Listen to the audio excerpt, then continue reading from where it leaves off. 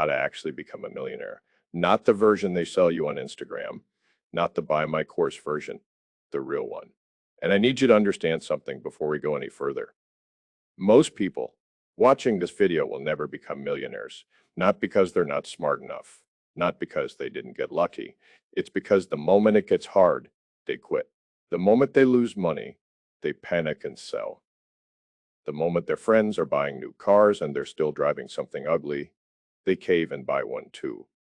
I've sat across the table from men who lost fortunes bigger than most people will ever see in 10 lifetimes. And I've sat with people who started with absolutely nothing and ended up wealthy beyond what they ever imagined as kids. After enough years watching both kinds of people up close, you start to notice something. The difference almost never comes down to intelligence. It comes down to what a person is willing to endure and what they're willing to say no to.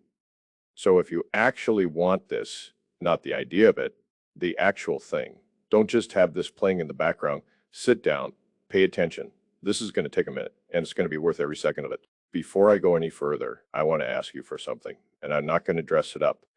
What I'm about to walk you through took me decades to learn, and some of it cost me millions of dollars in mistakes before it actually sank in. You're getting all of it for free right now in the next 30 minutes.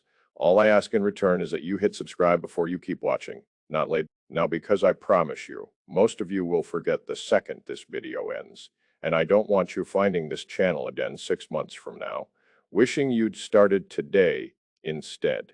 Let's start with the biggest lie in personal finance, and it's a lie so dressed up in responsibility that almost nobody ever questions it.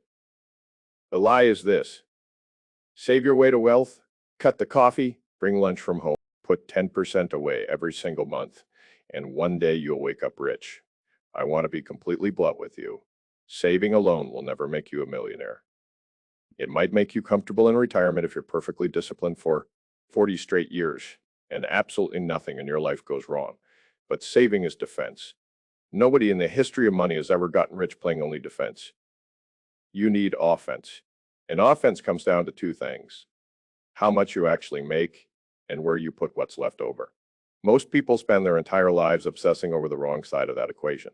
They'll spend 3 hours clipping coupons to save $9, but they've never spent 3 hours learning how a single share of a business actually works, or how debt, used properly, can be a tool instead of a trap that swallows their whole life. I didn't make real money by pinching pennies. I made it by being willing to put a serious amount of what I had behind a small number of ideas I actually understood deeply, and then having the stomach to hold on when almost everyone around me thought I was out of my mind. Nobody teaches you that in school. School teaches you to be a good employee. Nobody ever sits you down and explains that the tax code, the banking system, and the entire structure of the economy is built to reward owners, not workers. If you spend your whole career trading hours for a paycheck and you never own anything, no piece of a business, no real estate, no assets quietly working while you sleep, you have chosen, whether you meant to or not, to stay poor forever. That's not me being harsh. That's just how math works. Wealth is built through ownership. Everything else is just income, and income gets taxed, spent, and forgotten before you even notice it happen. So the very first shift you need to make before you learn a single strategy or watch another video is this: stop asking, how do I save more? And start asking, what can I own? That one change in the question you ask yourself every single day will do more for your future than any budgeting app, any spreadsheet, or any so-called money hack ever will. I want to give you a real picture of what this looks like, because it's not glamorous. It's not a private jet on day one. It's someone who takes their extra $200 a month and instead of letting it sit in a checking account, earning nothing, they put it into a small piece of a real business, or they put it toward the down payment on a property that other people rent from them every single month. It's boring. It looks like nothing for years, but that person 10 years later owns something. The person who saved that same $200 in a savings account owns a slightly bigger pile of the same dollars, quietly losing value every year to inflation. Same discipline, same sacrifice. completely different outcome. Because one of them understood the question they should have been asking.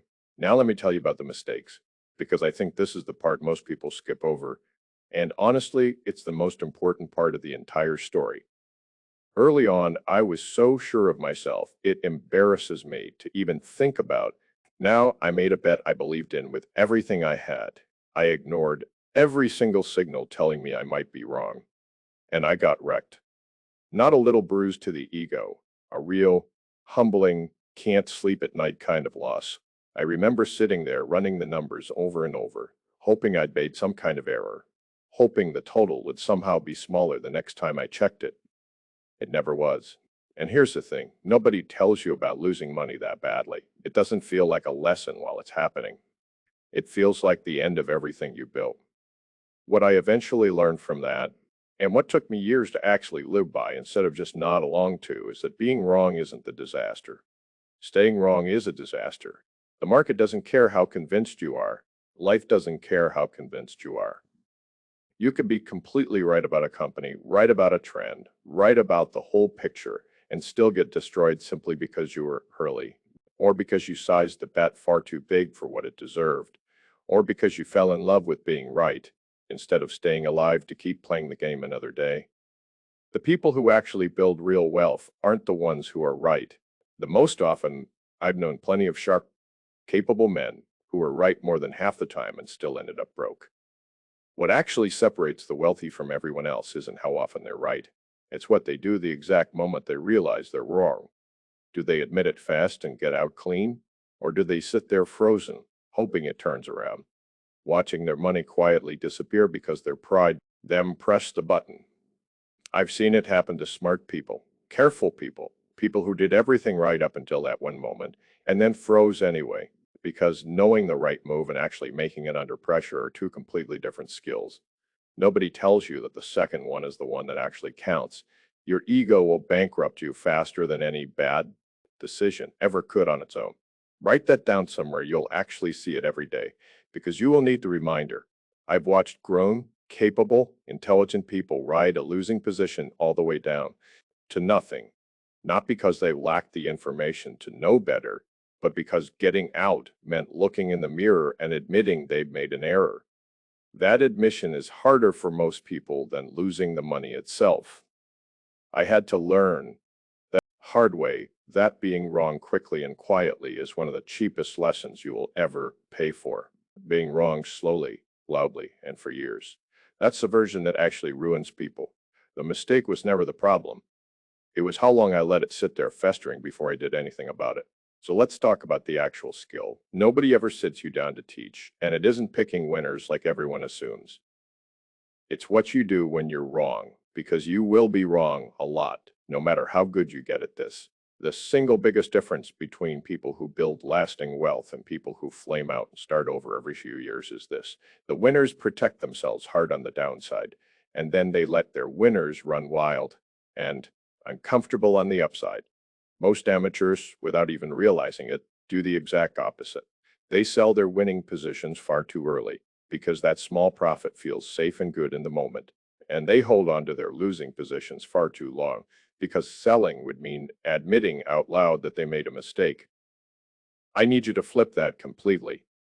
When something is working, and you actually understand why it's working, let it run further than feels comfortable.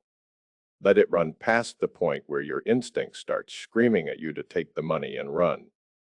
When something is bleeding and you don't fully understand why, get out before it turns into a crisis, before the small loss becomes the loss that wipes out 5 years of progress. I don't care if we're talking about a stock, a business you started, a rental property, or even a relationship that's quietly draining your bank account and your energy. Cut your losses fast and let your winners breathe. And I want to be honest about why this is so hard to actually do. Even once you know it intellectually, it goes against every instinct you have. Selling a winner feels like locking in a victory, so it feels good, and your brain rewards you for it immediately. Holding a loser feels like keeping hope alive, so your brain protects you from the pain of admitting defeat. Both of those instincts are working against your bank account at exactly the same time, every single day, and almost nobody warns you about that. The people who win aren't the ones without those instincts. They're the ones who notice the pattern in themselves and built the discipline to act the opposite way on purpose every single time until it stopped feeling unnatural. The single idea, if you actually apply it instead of just nodding along while you scroll, will change more about your financial life than any stock tip or business plan ever could. The amount of money you end up with isn't determined by how many times you're right. It's determined by how much you make on the times you're right, compared to how much you lose on the times you're wrong. You can be wrong 7 times out of 10 and still walk away wealthy. As long as the 3 times you're really right, and the 7 times you're wrong, you get out small and quiet. Most people have that completely backwards for their entire lives, and then they wonder why they're still starting over at 50. Think about it like this. Imagine 10 bets on 7 of them. You lose a little small, controlled, boring losses because you got out early. On the other 3, you're right, and because you let those 3 run without flinching, each one pays you back many times over what any of the 7 losses cost you. Add it all up, and you come out way ahead, even though you were wrong most of the time. Now flip it. Imagine you're right 7 times out of 10, but you take small profits every time you're right because it feels safer. And the 3 times you're wrong, you freeze and let the loss grow because admitting the mistake feels worse than the money itself. You can be right way more often and still end up poorer. The scoreboard was never about how often you're right. It was always about the size of what you win compared to the size of what you lose. Now let's talk about time, because this is exactly where almost everybody loses their patience. And impatience is the silent killer of wealth in this country. Compounding is one of the strangest forces in the world because for the first several years, it looks like almost nothing is happening at all. You put money in, you watch it inch forward, and it feels slow, boring, honestly, almost pointless. Some months, this is exactly where people give up. They see a friend post a picture of a new watch or a new truck, and they think, what's even the point of all this saving and investing if I'm still driving the same tired car 5 years from now? Here's what I need you to really sit with. The first 10 years of building real wealth are always going to feel like nothing is happening. And then somewhere around year 15 or 20, the curve quietly bends and it starts moving faster than most people can even believe once they see it. But you only get to witness that bend if you survive the boring, invisible years without blowing yourself up along the way. That means living below what you could technically afford, even when it feels embarrassing. Even when the people around you are spending money they don't actually have just to look successful for a weekend. Debt for a car, debt for a vacation, debt for clothes that'll be out of style in a year. That is money borrowed straight from your future self. And your future self is the one person who's supposed to be getting rich here.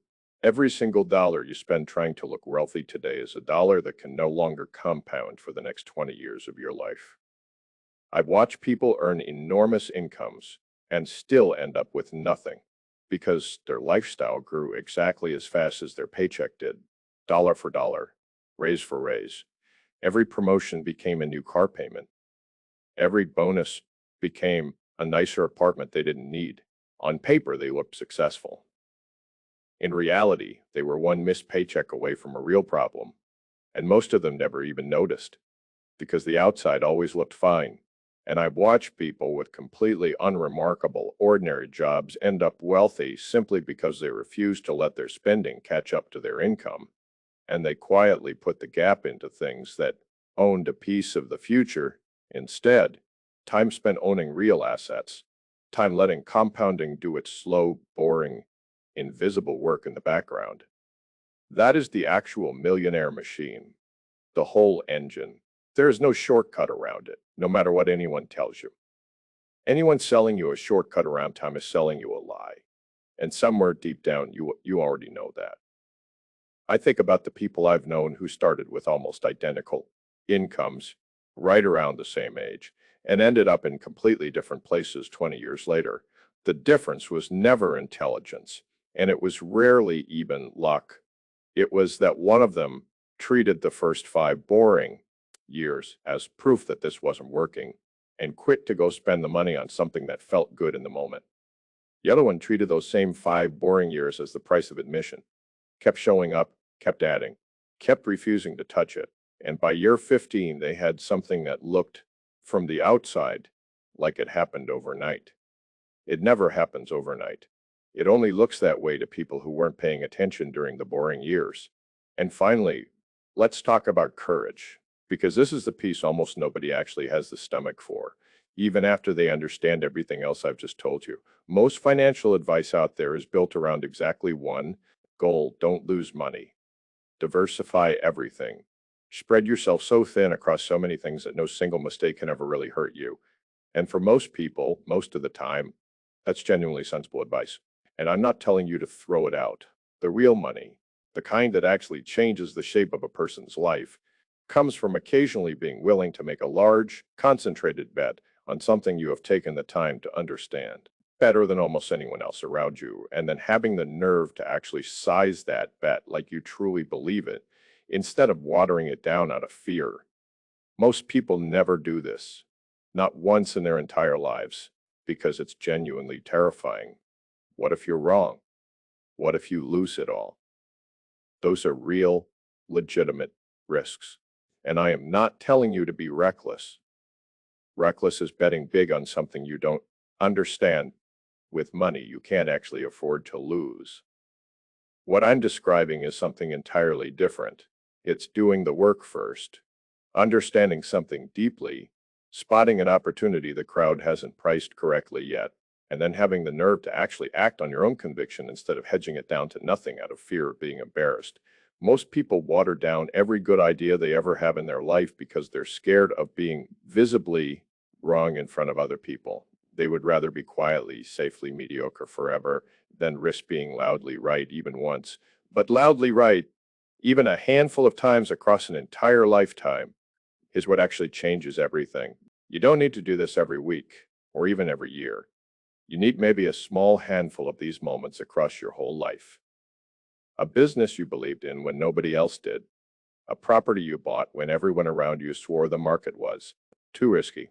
A skill you poured years into when it looked pointless to everyone watching from the sidelines. Recognize those moments, the rare times they show up in front of you, and do not let fear talk you out of the one bet that could have actually mattered. I'm not telling you this is comfortable. It never is. The moments that actually built real wealth for the people I've watched do it were almost always the moments where their hands were shaking a little while they signed the paperwork, or wired the money, or handed in their notice to go all in on something they'd built on the side.